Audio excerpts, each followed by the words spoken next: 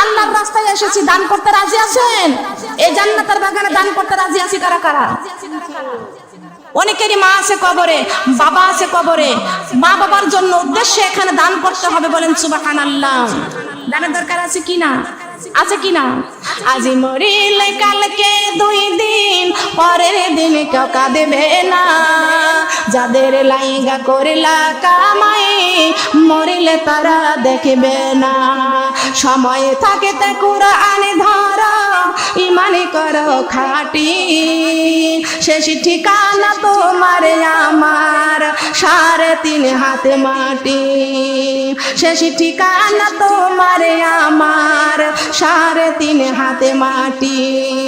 আজি মরিলে কালকে 2 দিন, পরের দিন কেউ কাঁদবে না। যাদের লাইগা করিলা কামাই, মরিলে তারা দেখবে না। সময় থাকিতে দান করে যাও, ইমানি করো খাঁটি। শেষ ঠিকানা তোমার আমার, 3.5 হাত মাটি। টাকা পয়সা বাড়ি গাড়ি কেউ কবরে নিয়ে যাব। আল্লাহর রাস্তায় দান করলে এই দানটা পানিতে ডুববে না, আগুনেও পুড়বে না। এই দানটা আমাদের জন্য মজুদ থাকবে, কবরে যাই এই দানের পুরস্কার পাবো। বিশ্বনবী মুহাম্মদ রাসূলুল্লাহ সাল্লাল্লাহু আলাইহি ওয়াসাল্লাম তার সাহাবীদেরকে নিয়ে আলোচনা করতেছিলেন, কুরআন এবং হাদিসের বয়ান করতেছিলেন। এই কথা বলবে না তো এখানে? মা আয়েশা রাদিয়াল্লাহু তাআলা আনহা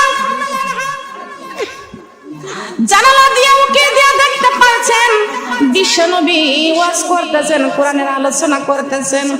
দেখতে পাচ্ছেন ওই মজলিসের মধ্যে গুড়ি গুড়ি বৃষ্টি হইতেছেন। সুবহানাল্লাহ। কি হইতেছে? বৃষ্টি হইতেছে, বৃষ্টি হইতেছে। মা আয়েশা রাদিয়াল্লাহু তাআলা আনহা চিন্তা করতেছেন, বিশ্বনবী তার গায়ের মধ্যে বৃষ্টির পানি পড়তেছে, ঠান্ডা লাগবে, জ্বর আসবে। এই জন্য মা আয়েশা রাদিয়াল্লাহু তাআলা আনহা তার স্বামীর গায়ের বৃষ্টির পানি মুছে দেওয়ার জন্য রুমাল হাতে করে দরজার কাছে দাঁড়িয়ে আছেন। স্বামীর খেদমত যারা দরকার আছে না, এই স্বামীর খেদমত মা আয়েশা রাদিয়াল্লাহু তাআলা আনহা তার স্বামীর গায়ের বৃষ্টির পানি মুছে দেওয়ার জন্য রুমালটা হাতে করে দাঁড়িয়ে আছে। আমলের 2টা নিয়ত। একটা হলো স্বামীর গায়ের বৃষ্টির পানি মুছে দেওয়ার জন্য রুমালটা হাতে করে দাঁড়িয়ে আছে। এই স্বামীর খেদমতের জন্য মা আয়েশা রাদিয়াল্লাহু তাআলা আনহা সরাসরি একটি আমল পুরস্কার পাইছেন, বলেন সুবহানাল্লাহ। মা আয়েশা রাদিয়াল্লাহু তাআলা আনহা দরজার কাছে দাঁড়িয়ে আছেন। আল্লাহর নবী আলোচনা শেষ করে ঘরে ফিরে আসলেন।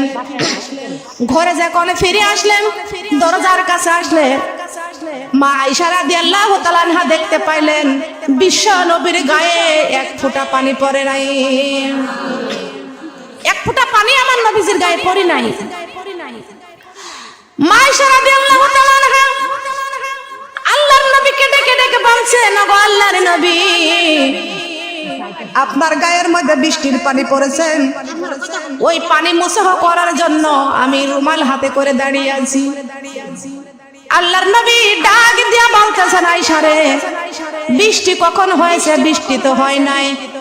মা আয়েশা রাদিয়াল্লাহু তাআলা আনহা দেখতে পেয়েছে, আমি সরাসরি দেখেছি আপনি যখন বর্ণনা, কোরআনের বর্ণনা করতেছিলেন, তখন আমি দেখেছি বৃষ্টি হইতেছিল, বৃষ্টি হইতেছিল।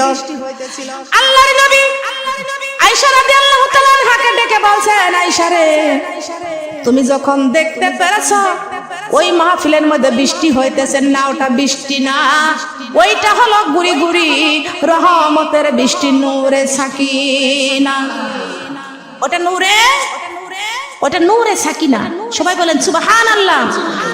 ওটা নূরে সাকিনা। যেখানে কোরআন এবং হাদিসের আলোচনা হয় সেইখানে নূরে সাকিনা, গুড়ি গুড়ি রহমতের বৃষ্টি পড়ে, বলেন সুবহানাল্লাহ। আমরা কি মানি? আমরা কি মানি? কিন্তু মানি না। এখানে বেয়াদবি করা হয়, আইনটাকে শৃঙ্খলা করা হয়। মা বোনরা খেয়াল করে শুনবেন, আল্লাহর নবী মুহাম্মদ রাসূলুল্লাহ সাল্লাল্লাহু আলাইহি ওয়াসাল্লাম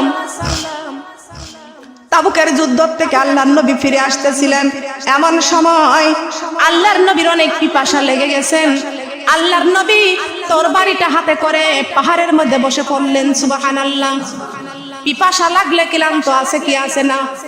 রমজান মাসে দেখবেন ক্ষুধার যন্ত্রণায় কেউ ক্লান্ত হয় না, পিপাসা লাগলে রোজায় ক্লান্ত হয়ে যায়। কথা বলেন ঠিক কিনা? কথা বলেন ঠিক না বেটি? রোজা যখন রাখেন অনেক খাবারের প্রতি চাহিদা থাকে, আর যখন ইফতারের সময় যখন পানি খান সব খাবারটা তখন আর কিছু খেতে মন চায় না। ঠিক কিনা বলেন? তার কারণে পিপাসায় সব কিছুই নিয়ন্ত্রণ করে দেয়।